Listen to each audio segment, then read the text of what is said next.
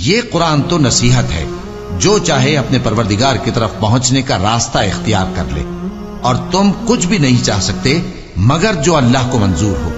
بے شک اللہ جاننے والا ہے، حکمت والا ہے۔ وہ جس کو چاہتا ہے اپنی رحمت میں داخل کر لیتا ہے، اور ظالموں کے لیے اس نے دکھ دینے والا عذاب تیار کر رکھا ہے۔ دیکھو یہ قرآن نصیحت ہے، پس جو چاہے اسے یاد رکھے، قابل ادب ورقوں میں لکھا ہوا، جو بلند مقام پر رکھے ہوئے اور پاک ہیں، ایسے لکھنے والوں کے ہاتھوں میں ہیں جو بلند مرتبہ اور نیکوکار ہیں۔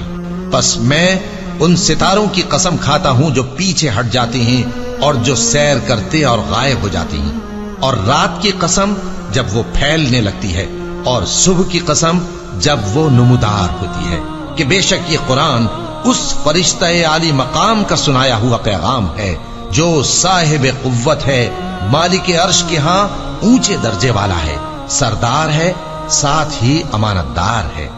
اور یہ کسی شیطان مردود کا کلام نہیں ہے۔ پھر تم لوگ کدھر جا رہے ہو؟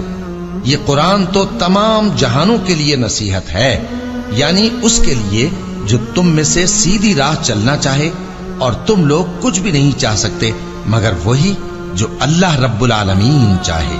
یہ کوئی معمولی کلام نہیں، بلکہ یہ قرآن عظیم الشان ہے، لوح محفوظ میں لکھا ہوا۔ جس دن دلوں کے بھید جانچے جائیں گے تو انسان کی کچھ پیش نہ چل سکے گی اور نہ کوئی اس کا مددگار ہوگا۔ آسمان کی قسم جو مے برساتا ہے، اور زمین کی قسم جو پھٹ جاتی ہے، کہ یہ فیصلہ کن کلام ہے اور یہ کوئی مذاق نہیں۔ یہ لوگ اپنی تدبیروں میں لگ رہے ہیں اور میں اپنی تدبیر کر رہا ہوں، تو اے نبی صلی اللہ علیہ وآلہ وسلم تم کافروں کو مہلت دو، بس چند روز کی مہلت اور دے دو۔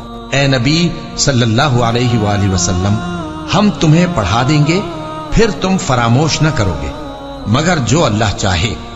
وہ کھلی بات کو بھی جانتا ہے اور چھپی کو بھی، اور ہم تم کو آسان طریقے کی توفیق دیں گے، سو جہاں تک نصیحت کے نافع ہونے کی امید ہو نصیحت کرتے رہو۔